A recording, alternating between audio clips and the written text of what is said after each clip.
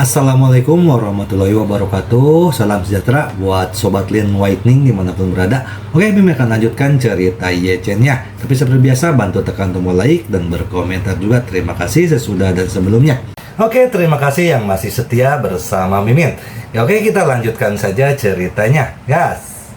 Bab 2181 sampai bab 2185. Percakapan dengan sutradara hanya berlangsung 10 menit. Namun Li Yalin sepertinya tiba-tiba menua 10 tahun. Ia tahu betul niat wali kota untuk pensiun dini, meski tidak langsung disalahkan, namun di mata publik, ia tetaplah yang disalahkan. Dan membiarkan diri Anda pensiun dini adalah hukuman Anda sendiri. Pada saat itu, saya akan membesar-besarkan kontribusi saya terhadap New York dan secara halus menyampaikan pesan kepada orang-orang, yaitu, meskipun Laoli tidak menangani semuanya dengan baik kali ini, dia tetap mengabdi kepada masyarakat New York. Setelah bertahun-tahun, itu bisa dikatakan sebagai imbalan atas kerja kerasnya. Sekarang lelaki tua ini tahu bahwa dia salah dan berinisiatif untuk meminta pensiun dini. Melihat bahwa dia telah bekerja keras untuk New York hampir sepanjang hidupnya, semua orang tidak boleh terlalu keras dia. Secara umum, inilah yang dilakukan orang-orang. Ibarat seorang satpam di komunitasnya yang telah bekerja keras selama separuh hidupnya. Ia telah berusaha semaksimal mungkin untuk melindungi keselamatan komunitas ini selama separuh hidupnya. Alhasil, saat hendak pensiun, tanpa sengaja ia membiarkannya. Dalam sekelompok pencuri, siapa yang bisa menyalahkannya? Memikirkan hal ini, Li Yalin sangat mengagumi wali kota. Meski wali kota ini bukan orang Tionghoa, ia telah menjadi polisi selama 22 tahun dan memiliki metode yang sangat ampuh. Kali ini, dia menggunakan dirinya untuk memindahkan 1.000 pound. Ketika kemarahan masyarakat begitu besar, hanya dengan memainkan peran emosional dan mengambil jalan rasa kasihan, kita dapat mengatasi ketangguhan dengan kelembutan. Bagi Li Yalin sendiri, meski cara ini akan membuatnya merasa terhina, ia tidak punya pilihan lain saat ini. Jadi, dia mengambil walkie-talkie dan mengeluarkan perintah terakhirnya sebagai detektif, meminta semua anggota tim operasi khusus untuk segera mengungsi dari gedung markas Fei Group. Penarikan tim operasi khusus secara resmi menyatakan kegagalan operasi penangkapan. Wartawan media menunggu juru bicara polisi keluar dan menjelaskan situasinya. Li Yalin, yang berusia lebih dari 10 tahun, melangkah ke depan semua wartawan media. Pada saat ini, banyak sekali reporter, yang dipersenjatai dengan senjata panjang dan meriam pendek, mencoba yang terbaik untuk menanyakan berbagai pertanyaan kepada Li Yalin dengan lantang. Li Yalin mengulurkan tangannya untuk memberi isyarat kepada semua orang agar tenang, dan kemudian berkata, "Saya minta maaf karena menyita waktu semua orang dan grup Fei. Operasi penangkapan kami gagal karena kesalahan dalam intelijen dan pengambilan keputusan. Sekarang yang spesial tim operasi telah mundur. Jika berita ini keluar, Fei Group akan dapat segera melanjutkan pesanan kantor normal." Reporter media juga ingin bertanya, tetapi Li Yalin berkata langsung, "Saya tahu apa yang ingin ditanyakan semua orang, kesalahan ini adalah terutama karena aku. Akhir-akhir ini aku kelelahan secara fisik dan mental. Aku telah menderita banyak dampak negatif, dan seiring bertambahnya usia, aku benar-benar tidak cocok untuk terus bertanggung jawab atas kasus besar seperti itu. Jadi aku telah mengundurkan diri dari wali kota Adams dan mengajukan pensiun dini." Mendengar hal itu, seorang reporter dari media di lokasi kejadian berkata. Tiba-tiba dia terpana, tak ada yang menyangka detektif China dengan reputasi baik ini tiba-tiba mengumumkan pensiun dini.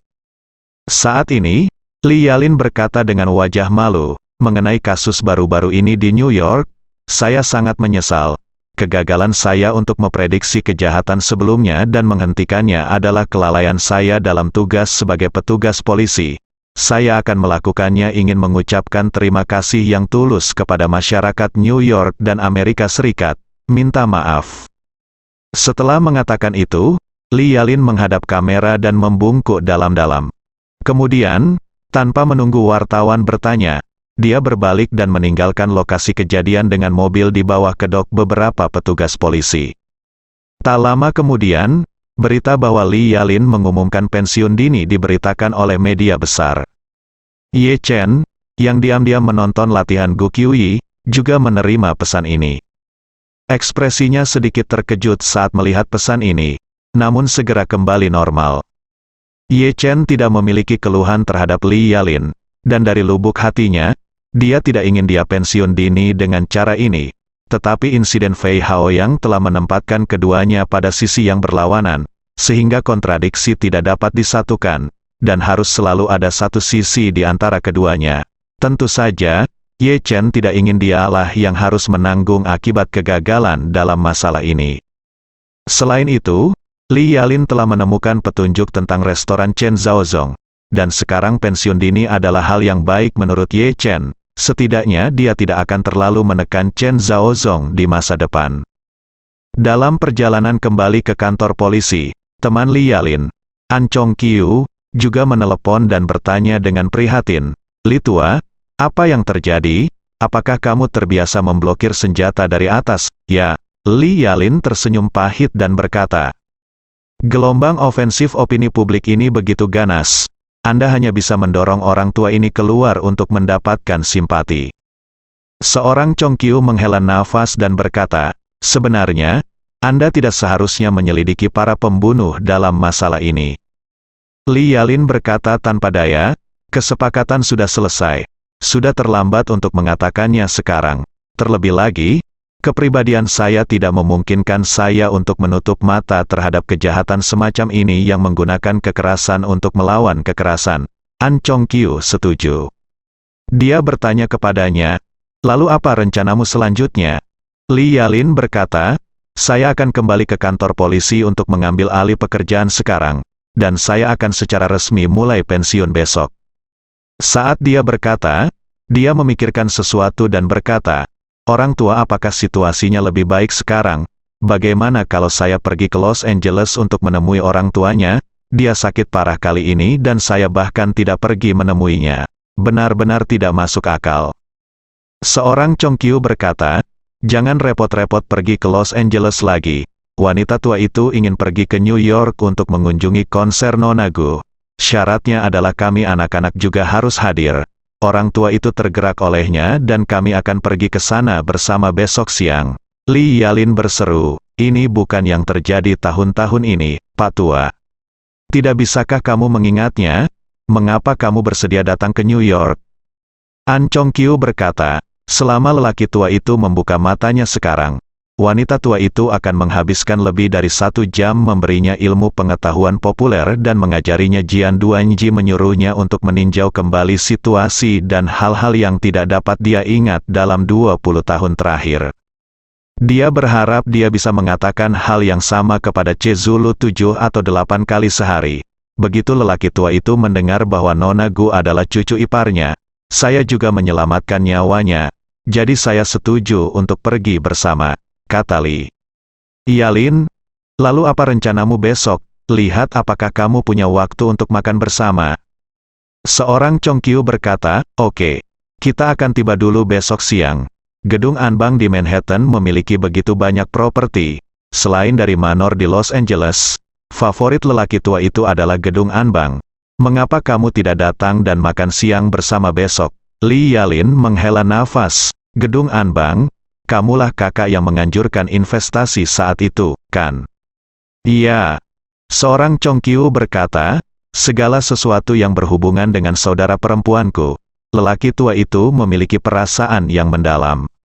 "Pemilik toko angsa panggang, meskipun saya masih memiliki beberapa kontak di biro, saya berencana untuk memeriksa latar belakangnya dalam 2 hari ke depan." Seorang Chongqiu terdiam sejenak dan menghela nafas. "Lupakan, Lao Li. Apakah dia benar? Benar punya rahasia atau tidak? Aku tidak berencana untuk mengetahuinya. Bagaimanapun, Nona Gu baik terhadap keluargaan, dimengerti." Li Yalin berkata dengan riang, "Kalau begitu tinggalkan dia sendiri." An Chongqiu berterima kasih padanya. "Mari kita bertemu besok dan bicara secara detail." "Oke," Li Yalin berkata, "beritahu saya ketika Anda tiba besok dan saya akan pergi." "Oke." Kedua bersaudara itu menutup telepon di telepon. Li Yalin memegang telepon dengan ekspresi yang rumit. Li Yalin selalu merasa pemilik kedai angsa panggang itu sangat aneh. Belum lagi apakah dia punya hubungan rahasia dengan An Chong Kiu. Hanya hubungannya dengan Gu Qiuyi yang membuat Li Yalin curiga. Dia selalu merasa bahwa pembunuh yang menculik dan membunuh Fei Haoyang pasti ada hubungannya dengan Fei Kexin dan Gu Qiuyi.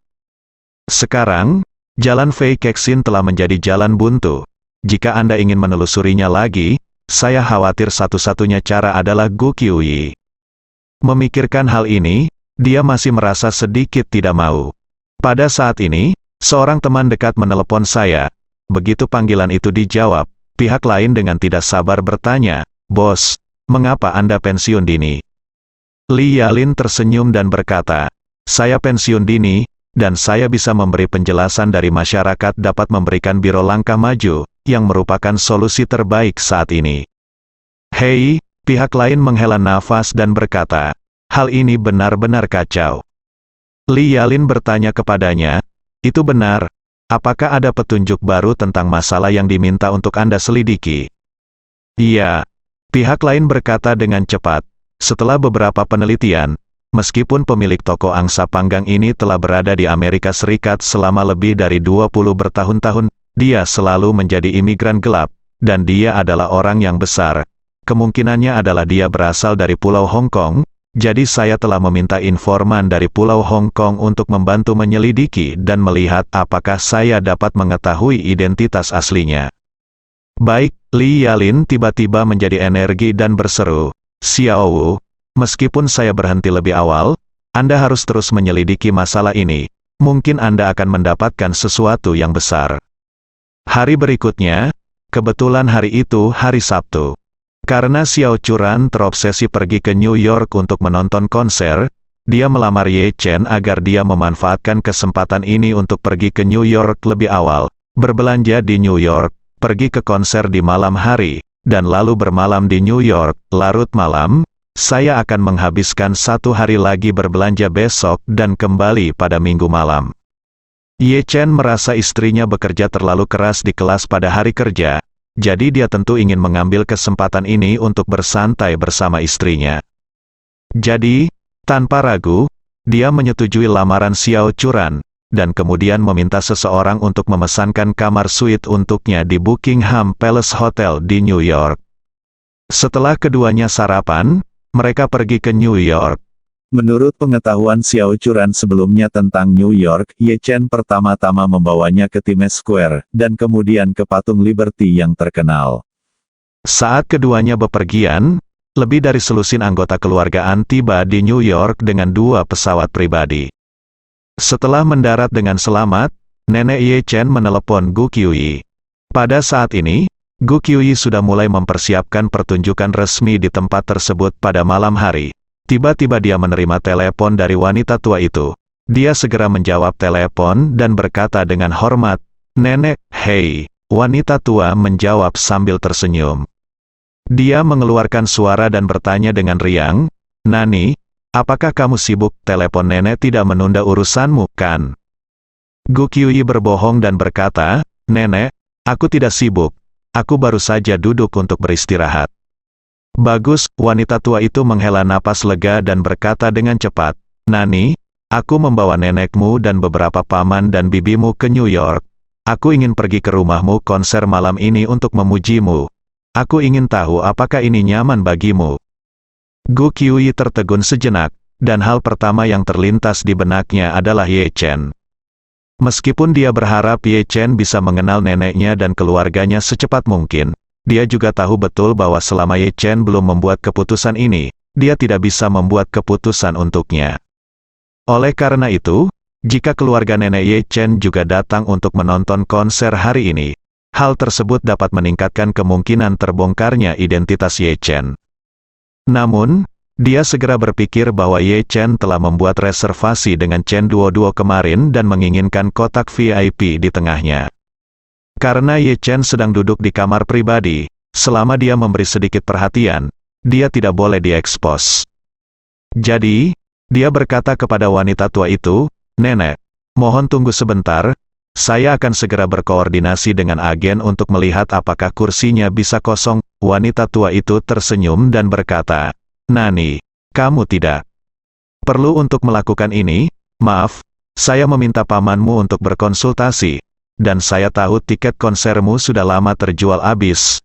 Pamanmu telah menghubungi beberapa bisnis yang menjual kembali tiket dengan harga tinggi. Minta saja dia untuk mengirim seseorang untuk membelinya ketika waktunya tiba. Gu Qiuyi berkata dengan tergesa-gesa, tidak masalah. Nenek, izinkan saya bertanya dulu untuk melihat apa yang terjadi. Akhir-akhir ini, banyak orang yang tertipu saat membeli tiket bekas secara online. Saya akan bertanya kepada agen apakah ada tiket yang dipesan. Jika demikian, itu akan sempurna, sudah terpecahkan.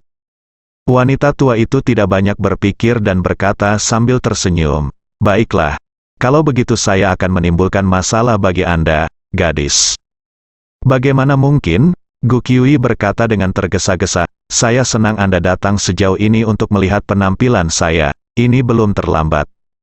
Gu Qiuyi menutup telepon dan segera menelepon Ye Chen. Saat ini, Ye Chen sedang mengunjungi patung Liberty bersama Xiao Churan. Ketika dia menerima telepon dari Gu Qiuyi, dia berkata dengan sangat tenang, halo, Nona Gu, apa yang bisa saya bantu? Gu Qiuyi tahu itu mungkin tidak nyaman baginya untuk berbicara.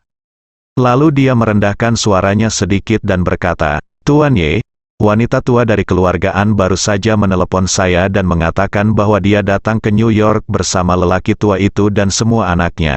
Dan dia datang ke konserku malam ini. Lihat, bagaimana aku harus menangani masalah ini. Ye Chen tidak bisa membantu tetapi sedikit mengernyit setelah mendengar ini. Dia samar-samar berpikir sebelumnya bahwa keluarga neneknya mungkin datang untuk mendukung Gu Qiuyi. Tetapi yang mengejutkan, tebakannya benar. Untuk menghindari kontak langsung dengan keluarga neneknya, Ye Chen sendiri tidak mau datang ke konser ini. Namun di satu sisi, dia tidak ingin membuat istrinya sedih, dan di sisi lain, dia memiliki box VIP, jadi dia tidak menganggapnya terlalu serius. Sekarang saya mendengar bahwa wanita tua itu datang bersama pria tua itu. Jadi dia berkata, pengunjung itu adalah tamu, Nona Gu harus memperlakukannya dengan baik. Gu Qiuyi berkata, Tuan Ye, menurut saya begitu. Tapi sekarang ada yang lain soalnya kedua orang tua itu lebih tua dan mempunyai status istimewa. Kalau mereka benar-benar menonton penampilan saya di antara penonton, saya khawatir itu tidak pantas. Ide saya adalah mengaturnya di kotak VIP, sehingga keduanya orang tua itu juga bisa sedikit bersantai. Setelah jeda, Gu Qiuyi menambahkan, pada saat itu, saya akan meminta duo-duo untuk mengatur waktunya. Biarkan dia mengatur agar Anda dan Nyonya Ye memasuki tempat tersebut terlebih dahulu, dan lalu atur agar mereka masuk. Bagaimanapun, semuanya ada di dalam kotak. Anda dan Nyonya Ye tidak akan keluar di antara pertunjukan. Setelah pertunjukan selesai, saya akan meminta duo-duo untuk membawanya pergi terlebih dahulu. Kalian berdua tidak akan memiliki kesempatan untuk bertemu. Apa pendapatmu tentang pengaturan ini? Ye Chen berpikir sejenak. Dia langsung setuju dan berkata, pengaturan ini cukup masuk akal, selama dapat memastikan bahwa orang-orang di kedua sisi tidak masuk dan keluar di pada saat yang sama. Itu seharusnya tidak berdampak pada Feng Shui. Gu Qiuyi secara alami memahami kata-kata Ye Chen. Jadi dia berkata, baiklah. Karena dengan cara ini, saya akan mengirim pesan yang jelas kepada wanita tua itu. Dan saya akan bertanya pada duo-duo untuk mengatur agar mereka dipisahkan dari Anda di dalam sebuah kotak. Sehingga lebih aman, tidak perlu. Ye Chen berkata, biarkan kedua belah pihak bersebelahan. Itu tidak masalah. Untuk Ye Chen, dia agak egois. Selama bertahun-tahun, dia tidak bertemu kakek dan neneknya lagi. Namun dia masih memiliki hubungan yang mendalam dengan neneknya. Setelah orang tuanya mengalami kecelakaan, dia mengeluh tentang kakek dan kakeknya di dalam hatinya. Namun dia tidak pernah mengeluh tentang neneknya. Karena dia tahu bahwa neneknya sangat baik kepada keluarganya yang beranggotakan 3 orang, meskipun dia jarang bertemu dengannya ketika dia masih kecil, dia masih sangat mencintainya. Saya mengingatnya dengan sangat jelas. Oleh karena itu, Ye Chen pun ingin memanfaatkan kesempatan ini untuk lebih dekat dengan neneknya. Gu Qiuyi menebak apa yang dipikirkan Ye Chen. Jadi dia berkata, kalau begitu aku akan meminta Duo-Duo untuk mengaturnya di sebelahmu. Oke. Setelah menutup telepon, Xiao Churan bertanya dengan rasa ingin tahu, suamiku, benarkah telepon dari Nona Gu? Iya. Ye Chen mengangguk, tidak menyembunyikan apapun. Xiao Churan bertanya dengan heran, Nona Gu akan mulai tampil sore nanti. Dia seharusnya sangat sibuk saat ini. Mengapa Anda menelepon saya saat ini? Ye Chen berkata, Nona Gu mengundang beberapa identitas hari ini. Tamu istimewa ingin aku melihat apakah itu akan mempengaruhi Feng Shui. Jadi aku memberinya ide untuk meminimalkan dampaknya. Xiao Churan bertanya dengan heran, apakah tamu yang berkunjung akan mempengaruhi Feng Shui? Ye Chen He tersenyum santai dan berkata, itu wajar, dari sudut pandang Feng Shui. Setiap tumbuhan dan pohon akan mempengaruhi Feng Shui, tak terkecuali manusia. Sebenarnya, apakah seseorang melangkah dengan kaki kiri atau kaki kanan terlebih dahulu di pagi hari akan mempengaruhi seluruh hidupnya, keberuntungan surga? Xiao Churan bertanya dengan heran, apakah ini benar-benar misterius? Kaki mana yang kamu injak pertama kali yang berpengaruh? Tentu saja, Ye Chen berkata sambil tersenyum. Jika kamu melangkah dengan kaki kiri terlebih dahulu, kamu mungkin keluar dengan lancar dan aman sepanjang hari. Tetapi jika kamu melangkah dengan kaki kanan terlebih dahulu, langkahmu mulus sepanjang hari. Akan terganggu. Mungkin karena saya keluar dengan kaki kanan, dan saat saya menuruni tangga, kaki kiri saya meleset dan saya terguling menuruni tangga menuju rumah sakit. Mungkin juga karena saya keluar terus kaki kananku. Dan ketika aku keluar nanti, aku tidak sengaja menginjak anjing itu dengan kaki kiriku. Sial. Dan hal-hal ini, jika dia mengutamakan kaki kirinya saat keluar, dia bisa menghindarinya secara alami. Ini adalah efek kupu-kupu dalam Feng Shui. Xiao Churan sepertinya memahami teori Feng Shui Ye Chen. Tampaknya selalu masuk akal, tetapi juga tampak agak misterius. Namun, dia seringkali sedikit kagum pada hal-hal yang tidak dia pahami. Jadi dia tidak mengajukan pertanyaan apapun. Ye Chen di sampingnya sudah sedikit gugup dan gelisah jauh di lubuk hatinya saat ini.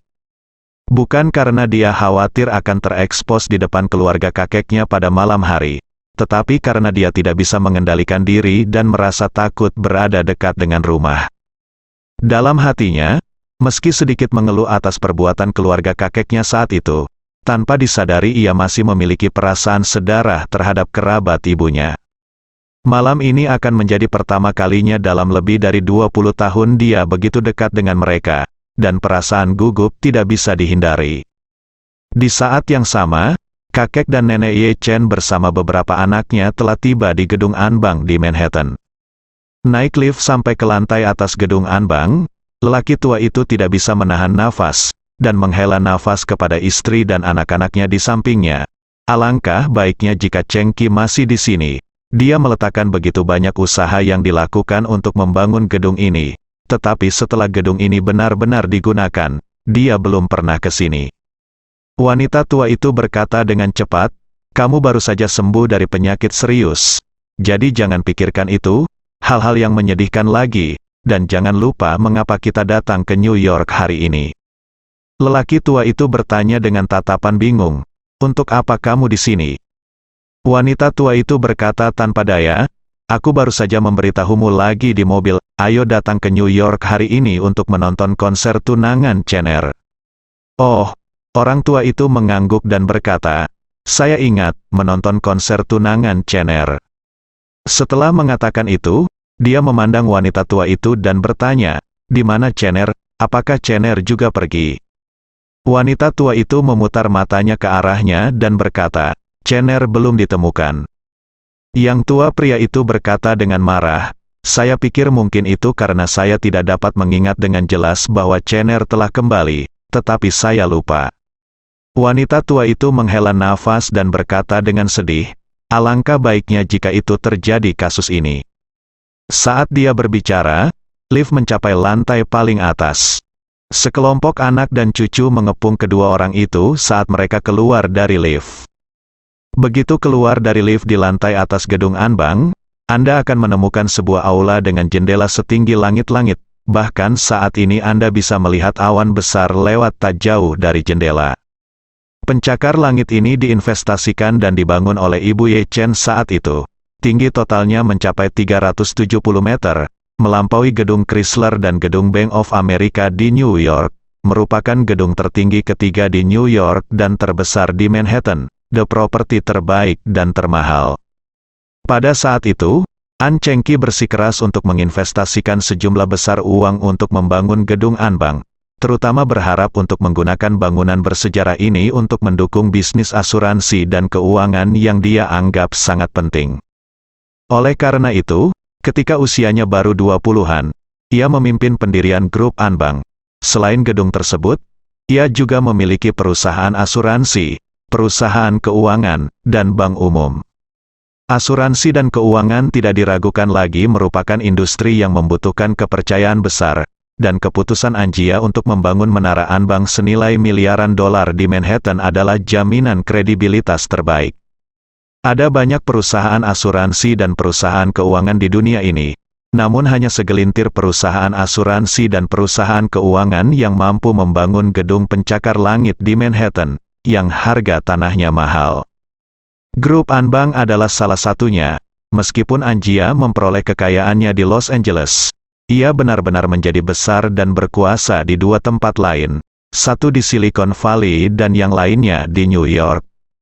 Ketika An Chengqi berada di Silicon Valley, dia berinvestasi di sejumlah besar perusahaan dengan potensi besar di masa depan dengan harga yang sangat rendah. Untuk lebih membantu investasi ini dengan operasi modal yang lebih dalam, keluarga An pergi ke pusat keuangan Amerika, States, New York. Inti dari seluruh Anjia didirikan di sini. Anjia memiliki banyak grup perusahaan dan berinvestasi di banyak perusahaan. Tetapi grup inti Anjia yang sebenarnya adalah grup Anbang.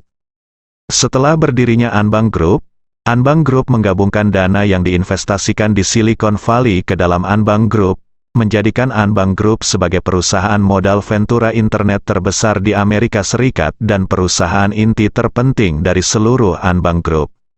Sebelum kakek Ye Chen, An Qishan pensiun, ia pernah bekerja di gedung Anbang. Kemudian ia menyerahkan pengelolaan bisnis keluarga kepada paman kedua Ye Chen, An Kaifeng, sehingga ini menjadi kantor An Kaifeng, tempat. Pada hari kerja, satu-satunya orang yang menemani pasangan tua di Los Angeles adalah paman Ye Chen, An Chongqiu, paman keduanya An Kaifeng, paman ketiga An Zaonan, dan bibinya An Youyu, semuanya bekerja di New York. Beberapa waktu yang lalu, kesehatan lelaki tua itu semakin memburuk, sehingga yang lain untuk sementara berhenti bekerja dan kembali ke Los Angeles untuk menemani lelaki tua itu. Orang tua itu menderita penyakit Alzheimer sejak dia meninggalkan kantornya, jadi dia jarang berada di sini selama beberapa tahun ini. Tiba-tiba dia kembali ke sini, dan dia merasa sedikit tercerahkan. Dia berjalan ke jendela dari lantai ke langit-langit, menghadap ke pemandangan Manhattan, dan menghela nafas pelan. Bangunannya masih sama, tetapi bagian luarnya sepertinya sudah banyak berubah. Seorang Chongqiu tahu bahwa ingatan lelaki tua itu telah kembali ke 20 tahun yang lalu. Manhattan 20 tahun yang lalu secara alami sangat berbeda dari sekarang. Jadi, dia menghampirinya dan berkata, "Ayah, Manhattan telah banyak berubah dalam beberapa tahun terakhir." Lelaki tua itu mengangguk, menunjuk ke gedung yang lebih tinggi di kejauhan, dan bertanya kepadanya, "Chongqiu, gedung apa itu, nak? Mengapa begitu tinggi? Saya belum pernah melihatnya sebelumnya." Seorang Chongqiu berkata dengan tergesa-gesa, "Ayah, itu adalah World Trade Center, itu selesai dan mulai digunakan beberapa tahun yang lalu, sekarang menjadi gedung tertinggi di New York." Oh, orang tua itu dia mengangguk sedikit dan berkata sambil berpikir, "Saya tidak memiliki kesan sama sekali."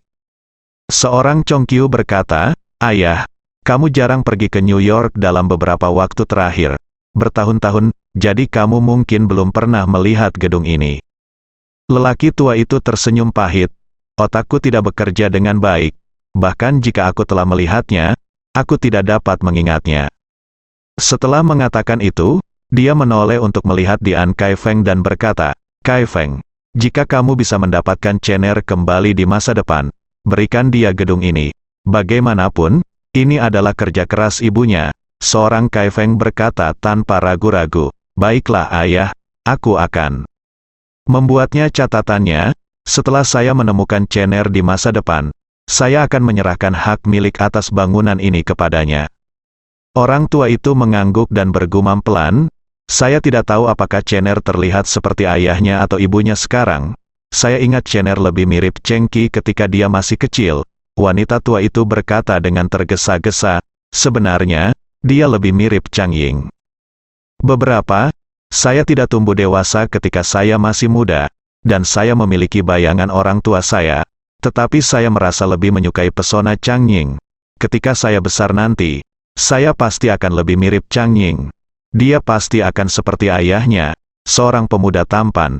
Pria itu berhenti sebentar dan menghela nafas. Berkata, oh, Ye Chang Ying, Ye Chang Ying. Ye Chang Ying ini bagus dalam segala hal, tapi dia tidak tahu bagaimana cara memujinya. Pada titik ini, lelaki tua itu tiba-tiba berkata dengan semangat, menurutmu, jika dia mendengarkanku, mari kita menikah dengan bahagia dengan keluargaan, dengan karakter An Qishanku dan caraku menyayangi putriku. Bolehkah aku membiarkan dia, Ye Chang Ying, menderita ketidakadilan sekecil apapun di keluargaan? Orang tua itu tiba-tiba menjadi marah, membuat semua orang saling memandang dengan kaget. Semua orang tahu bahwa ini adalah rintangan yang tidak pernah bisa diatasi oleh orang tua itu. Dia tidak pernah mengerti mengapa Ye Chang Ying bersikeras untuk kembali ke Yanjing, mengingat kekuatan dan ketulusan keluargaan. Tetapi yang lain tahu di dalam hati bahwa lelaki tua itu terlalu egois. Saat dia menghadapi Ye Chang Ying, dia selalu memiliki pemikiran yang superior. Ibarat bos besar yang mau memburu orang, pihak lain hanya bisa mendapat 1 juta dengan pergi ke perusahaan lain, tapi dia rela bayar 10 juta bahkan puluhan juta. Jadi, menurutnya, pihak lain tidak punya alasan untuk menolaknya. Tapi bagaimana dia bisa membayangkan bahwa Ye Chang Ying tidak mau menerima ranting zaitunnya? Hal ini membuat lelaki tua itu sangat frustasi dan bahkan sedikit marah. Awalnya, dia sangat mengagumi Ye Chang Ying. Meskipun kekuatan keluarga Ye Chang Ying jauh lebih rendah daripada keluargaan, dia dapat melihat bahwa Ye Chang Ying jelas merupakan seseorang, bahkan lebih baik dari ketiga putranya. Justru karena dia sangat mengenali Ye Chang Ying di dalam hatinya, dia dengan sepenuh hati ingin Ye Chang Ying menetap bersama istrinya. Karena dia tahu betul bahwa di antara anak-anaknya, hanya putri sulungnya An Chengqi yang paling menonjol, dan dibandingkan dengan putrinya, Ye Chang Ying tidak hanya setara, tetapi keduanya sangat saling melengkapi satu sama lain. Jika keduanya tetap bersama di Anjia, Anjia pasti akan meroket. Dengan berjalannya waktu, mereka mungkin bisa melampaui keluarga kerajaan Saudi dan keluarga Rothschild dan berdiri di puncak dunia. Namun, Ye Chang Ying tidak melakukannya. Dia memiliki kebanggaan dalam hatinya dan ambisinya sendiri. Ia tidak ingin tinggal di Anjia untuk mengambil apa yang tersedia, melainkan ingin kembali ke tanah air dan keluarganya, baik untuk keluarganya atau semua orang di masa depan. Kembali ke negaranya adalah yang paling cocok untuk pembangunan. Yang satu bersikeras untuk tinggal dan yang lainnya bersikeras untuk pergi, yang pernah membuat Tuan An sangat gila. Yang lebih tidak bisa dia terima adalah putrinya bertekad untuk pergi bersama Ye Chang Ying, yang membuatnya semakin marah. Awalnya, dia ingin mempertahankan Ye Chang Ying dan mendapatkan yang terbaik dari kedua dunia bersama An Chengqi, tetapi segalanya menjadi berantakan. Bagaimana dia bisa menanggungnya? Justru karena itulah lelaki tua itu selalu bersikap buruk terhadap Ye Chang Ying, dan hubungan mereka seperti musuh. Setelah An Chengqi dan Ye Chang Ying menikah di Yanjing, lelaki tua itu menjadi marah setiap kali mendengar kata Ye Chang Ying, dan dia tetap seperti ini sampai hari ini.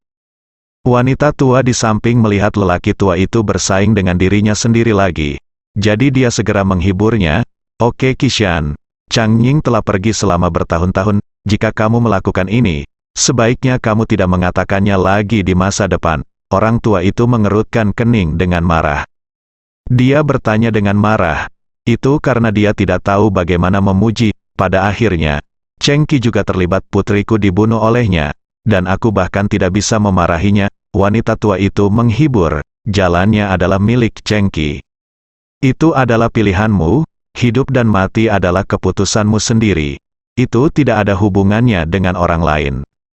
Orang tua itu berkata dengan marah, kamu benar-benar menipu dirimu sendiri dan orang lain dengan logika bajinganmu.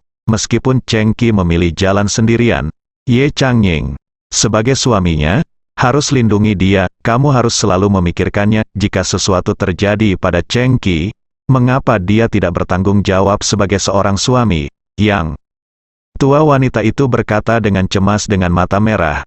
Tapi Changying juga sudah pergi. Bagaimana kamu tahu dia tidak ada di sana saat itu? Lindungi Cheng Qi. Hanya saja masalahnya di luar kemampuannya. Dia bahkan mempertaruhkan nyawanya. Apalagi yang bisa kamu memintanya melakukan? Lelaki tua itu berkata dengan emosional, tidak bisakah aku membencinya sekarang karena dia sudah mati? Setelah mengatakan itu, lelaki tua itu melihat sekeliling, memandangi beberapa anak dan bertanya, kamu berpikir, meskipun kamu Changying meninggal, apakah aku masih bisa membencinya? Semua anak juga saling memandang saat ini, tidak tahu harus menjawab apa. Wanita tua itu menghela nafas tak berdaya dan mengingatkan dengan serius. Qishan, saya harus menjelaskannya kepada Anda. Saya tidak dapat mengontrol apakah Anda membenci Changying atau tidak, tetapi sikap Anda terhadap Changying harus diubah di masa depan. Orang tua itu amarah yang keras kepala juga meningkat, dan dia berkata dengan tegas, saya tidak akan berubah, ketika saya mati di masa depan. Bahkan jika penguasa neraka memanggil Kaisar Langit dan 3 tata gata untuk menginterogasi, saya, An Qishan, tidak akan pernah berubah. Sikapku terhadap Ye Changying berubah. Wanita tua itu berkata dengan marah, oke, kamu bisa melakukannya. Jika kamu tidak berubah, ketika Chener kembali lagi di masa depan, keluarga akan menyebut Cheng Qi dan Changying. Jika kamu berani mengatakan ini di depan Chener pasti akan memberitahumu putuskan semua hubungan dan jangan pernah berhubungan satu sama lain sampai kita mati. Jika kamu memaksa cucuku, yang akhirnya aku dapatkan kembali, untuk pergi, aku juga akan memutuskan semua hubungan denganmu. Jika kamu tidak percaya, tunggu dan lihat saja. Orang tua itu sangat marah sekarang. Tetapi ketika dia mendengar ini, seluruh orang tiba-tiba merasa seperti bola kempes. Dia tahu bahwa kecil kemungkinan wanita tua itu akan memutuskan hubungan dengannya. Tetapi jika cucunya Ye Chen benar-benar kembali dan dia masih memiliki sikap ini, cucunya pasti tidak akan memaafkannya. Lagi pula, tidak ada yang mau menerima orang lain mempermalukan orang tua mereka yang sudah meninggal. Memikirkan hal ini, lelaki tua itu menghela nafas dalam-dalam dan berkata dengan sedih, kamu benar, aku akan berubah, aku pasti akan berubah. Setelah mengatakan itu, dia menghela nafas dengan sedikit depresi. Aku tidak tahu jika saya mau mengubahnya sebelum saya mati. Bolehkah saya melihat Chener lagi? Melihat perubahan sikapnya, nada suara wanita tua itu menjadi rileks dan dia menghiburnya. Jangan khawatir, saya yakin itu tidak akan terjadi. Jauh sebelum Chener kembali, lelaki tua itu buru-buru bertanya. Mengapa kamu begitu yakin? Wanita tua itu berkata dengan serius. Sekarang putriku ada di sini, Chener tidak akan jauh, Tuhan pasti akan membiarkan Chener kembali karena betapa tergila-gilanya putriku. Ya Tuhan. Ketika lelaki tua itu mendengar ini, dia tidak bisa menahan diri untuk tidak bergumam, setengah yakin.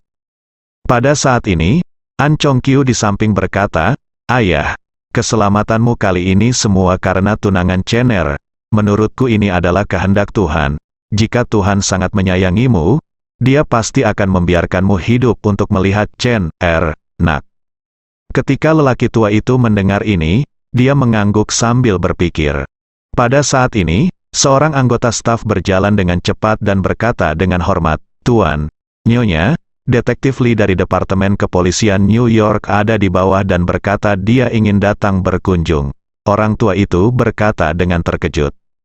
Yalin, ayo, biarkan anak ini cepat muncul, wanita tua itu mengingatkan dari samping. Yalin dan Chongqiu hanya terpaut beberapa tahun. Mereka sudah berusia lebih dari 50 tahun ini. Oh, pria tua itu tiba-tiba sadar kembali. Dia baru saja memikirkan Li Yalin, mengira itu 20 tahun yang lalu. Tak lama kemudian, Li Yalin ditemani para stafnya naik lift ke lantai atas gedung Anbang. Begitu dia melihat lelaki tua itu, dia buru-buru melangkah ke depan dan berkata dengan hormat, "Paman An, apakah kamu dalam keadaan sehat? Awalnya, aku ingin pergi ke Los Angeles bersama Chongqiu untuk menemuimu, tetapi ada terlalu banyak hal di dalam 2 hari terakhir, jadi saya tidak pergi. Mohon maafkan saya." Orang tua itu memandang Li Yalin dan bertanya dengan heran, "Apakah kamu Yalin?" Li Yalin tertegun, memandang yang lain, lalu menatap lelaki tua itu, mengangguk cepat dan berkata, "Ini aku, An, Paman, aku Yalin, Li Yalin." Orang tua itu tidak bisa menahan diri untuk tidak berkata, "Kamu, mengapa kamu dan ayahmu pergi begitu cepat? Di sana 2 tahun, bibimu memberitahuku bahwa kamu berusia lebih dari 50 tahun ini. Menurutku kamu harus berhenti bicara. Kamu sudah lebih dari 60 tahun, apa yang terjadi? Mengapa kamu membuat ini untuk dirimu sendiri?" Li Yalin berkata dengan canggung, "Hei, aku sibuk dengan pekerjaan selama bertahun-tahun, terlalu banyak bekerja, dan tidak memperhatikan pemeliharaan. Tapi aku lebih tua dari rata-rata orang pada usia yang sama." Setelah itu, Li Yalin berkata lagi, "Oh, ngomong-ngomong, Paman Li. Kamu meskipun saya baru berusia 50-an, saya sudah pensiun dini." Orang tua itu bahkan lebih bingung. Dia mengerutkan kening dan bertanya, "Mengapa kamu pensiun begitu lebih awal?" Li Yalin tersenyum pahit dan berkata, "Saya awalnya berencana untuk pensiun tahun depan. Saya telah terlalu banyak mengabaikan istri saya selama ini.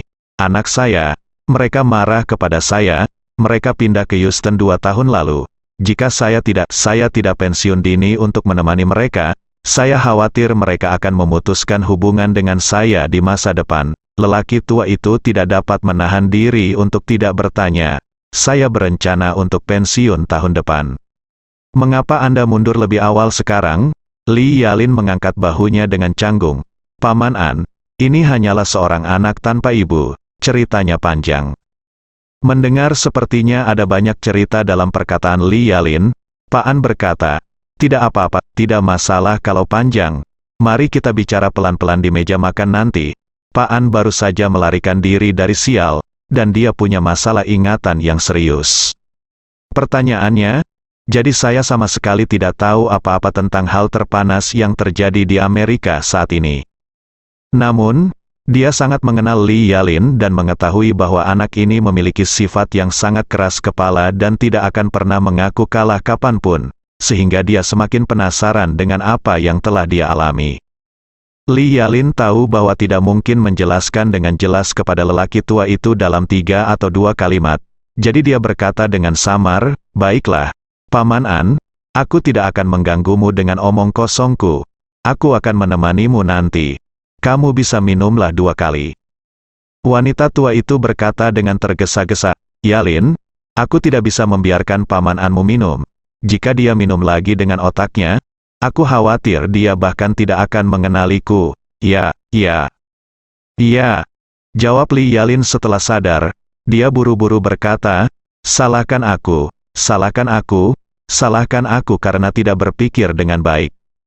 Lelaki tua itu terkekeh dan berkata, "Melihat ekspresi sedihmu, aku mengenalmu pasti ingin minum." Setelah itu, dia berkata kepada An Chongqiu dan An Kaifeng berkata, "Chongqiu, Kaifeng, kalian berdua akan minum dengan Yalin nanti, dan aku tidak akan minum lagi." Kedua bersaudara itu mengangguk. "Baiklah ayah," orang tua itu memandang Li Yalin tidak bisa menyembunyikan kemerosotannya dan berkata dengan serius, "Yalin, jadilah energi, lihat dirimu sekarang. Kamu tidak seperti sosok heroikmu saat itu." Li Yalin dengan cepat berdiri tegak dan berkata dengan hormat, "Paman An." "Kamu kritiknya adalah?" Seorang Chongqiu melihat waktu itu dan berkata, "Ayah, bagaimana kalau kita makan dulu dan ngobrol sambil makan di meja makan nanti? Oke. Orang tua itu mengangguk, makan dulu. Lantai atas gedung Anbang memiliki luas konstruksi lebih dari 4.000 meter persegi. Biasanya, dapat menampung setidaknya ratusan orang yang bekerja, tetapi seluruh lantai ini awalnya digunakan oleh orang tua itu sendirian. Di lantai ini tidak hanya terdapat konfigurasi gedung perkantoran konvensional seperti kantor dan ruang konferensi, tetapi juga fasilitas hidup seperti kolam renang, gym, ruang fisioterapi, dan restoran. Faktanya, lelaki tua itu tidak berencana menggunakan area seluas itu sebagai ruang kantornya. Tetapi ketika putri sulungnya An Chengqi sedang merencanakan pembangunannya, dia telah menyisihkan lantai ini untuknya, dan secara pribadi mengerjakannya sesuai dengan keinginannya. Preferensi interiornya didekorasi dengan baik, sehingga lelaki tua itu memiliki kecintaan yang sangat mendalam terhadap tempat ini. Setelah itu, semua orang pindah ke restoran Cina yang terletak di selatan lantai paling atas. Meskipun Li Yalin memiliki hubungan yang baik dengan keluargaan, dia sudah bertahun-tahun tidak ke sini. Melihat semua yang ada di sini masih baru, dia tidak bisa membantu tetapi terkejut. Dia tidak bisa menahan diri untuk tidak bertanya kepada An Chongqiu dengan suara rendah. Chongqiu, gedungmu ini telah digunakan setidaknya selama 20 atau 30 tahun. Kan, mengapa masih begitu baru? An Chongqiu berbisik. An keluarga mempunyai sumber keuangan yang kuat. Oleh karena itu, pemeliharaan gedung ini secara keseluruhan juga sangat baik. Pada dasarnya perlu direnovasi setiap 2 hingga 3 tahun sekali. Lantai ini dirawat oleh personel yang berdedikasi setiap hari. Sejak saudara perempuan saya meninggal, orang tua telah mengeluarkan perintah kematian. Segala sesuatu di sini tata letaknya tidak boleh diubah. Jadi semua yang bisa Anda lihat di lantai ini memiliki setidaknya beberapa set baru sebagai suku cadang, dan beberapa item yang telah dihentikan produksinya telah dibuat khusus oleh pengrajin tingkat tinggi. Harga untuk mereproduksinya. Saat dia berbicara, An Chongqiu menunjuk ke karpet di koridor dan berkata, karpet di bawah kaki Anda ditenun dengan tangan oleh pengrajin Iran, mirip dengan yang digunakan di Masjid Agung Abu nanti di Dabi. Biaya per meter persegi hampir $10.000 AS. Orang tua itu awalnya mereka mempekerjakan lebih dari 100 pengrajin dari Iran sekaligus untuk membuat lusinan set berdasarkan karpet yang ditinggalkan saudara perempuan saya. Mereka mengubahnya setiap tahun. Li Yalin tercengang ketika mendengar ini dan tidak bisa menahan diri untuk tidak berkata, keluargamu? Kamu benar-benar tidak menganggap uang sebagai uang. Karpet seharga $10.000 AS per meter persegi bisa diganti dalam 1 tahun. Tidakkah kamu merasa bersalah membuang uang ini seperti ini?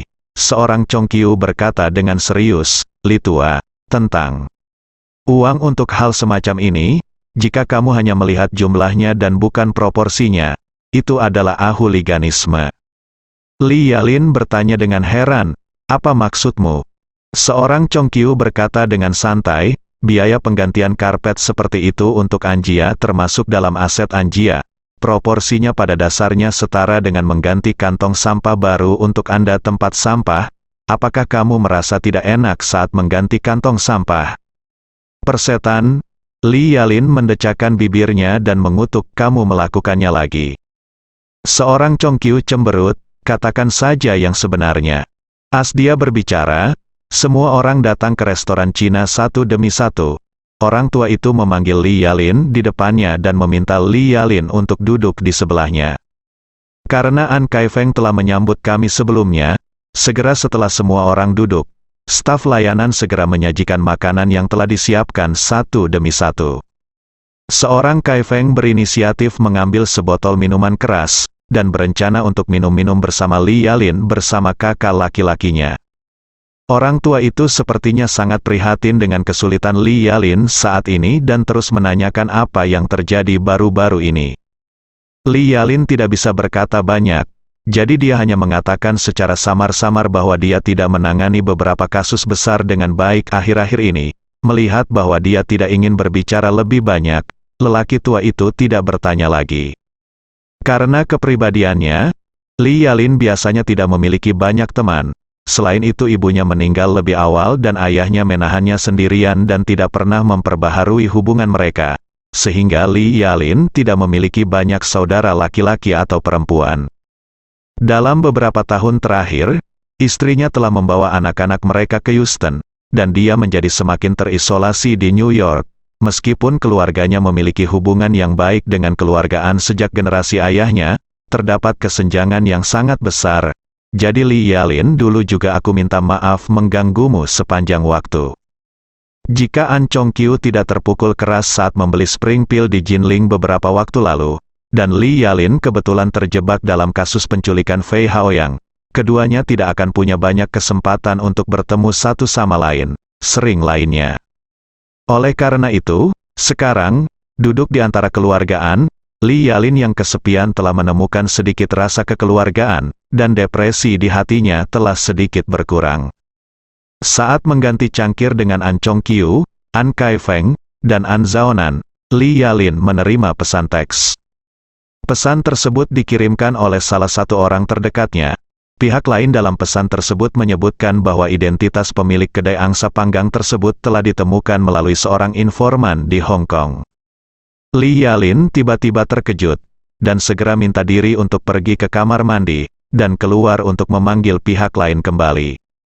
Begitu panggilan telepon masuk, dia bertanya, "Xiao Wu, penemuan baru apa yang telah kamu buat?" Pihak lain berkata di telepon, "Bos, pemilik toko angsa panggang, nama aslinya adalah Chen Zhaozong. Dia adalah seorang penyelundup dari Pulau Hong Kong lebih dari 20 tahun yang lalu. Dia adalah seorang gangster yang datang ke Amerika Serikat. Meskipun dia menjalankan sebuah restoran kecil biasa, dia juga seorang siswa terbaik di bidang keuangan di tahun-tahun awalnya.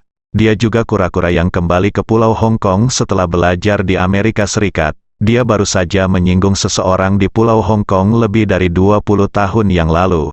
Orang kaya setempat melarikan diri ke New York. Setelah mengatakan itu, pihak lain menambahkan, Anda tahu, Chen Zhaozong ini terkenal di Hong Kong saat itu. Dia melakukan sesuatu yang mengejutkan seluruh Hong Kong. Hal besar yang dibicarakan sejauh ini adalah pacar orang kaya itu diculik. Keduanya menyelundupkan diri mereka sendiri ke Amerika bersama-sama. Brengsek, Li Yalin mendecakkan bibirnya dan menghela nafas. Orang ini masih merupakan minat cinta. Iya. Pihak lain berkata lagi, "Oh, ngomong-ngomong, bos, saya juga menemukan satu hal. Chen Zhaozong ini dan bintang besar bernama Gu Qiuyi memang saling kenal." Dalam informasi yang diumpankan kembali oleh informan, disebutkan Gu Yanzong, ayah Gu Qiuyi, melakukan perjalanan khusus ke Hong Kong untuk bertemu dengan orang kaya karena perselingkuhannya. Ketika Li Yalin mendengar ini, dia tidak bisa menahan diri untuk tidak mengerutkan kening dan berkata, Ini sepertinya telah bersatu. Dengan cara ini, masuk akal bahwa Gu Qiuyi, seorang bintang besar, akan pergi ke restoran angsa panggang kecil di Chinatown." Pihak lain berkata, "Saya juga berpikir itu cukup logis. Saya pikir kalimat ini seharusnya tidak ada hubungannya dengan penculikan Fei Haoyang. Jadi saya akan segera melaporkannya kepada Anda." Li Yalin menertawakan dirinya sendiri, "Saya sudah pensiun dini. Kenapa? Apa gunanya melapor? Kalau punya perkembangan terkini dalam kasus ini, sampaikan saja kepada saya sewajarnya tanpa melanggar peraturan." Bersambung.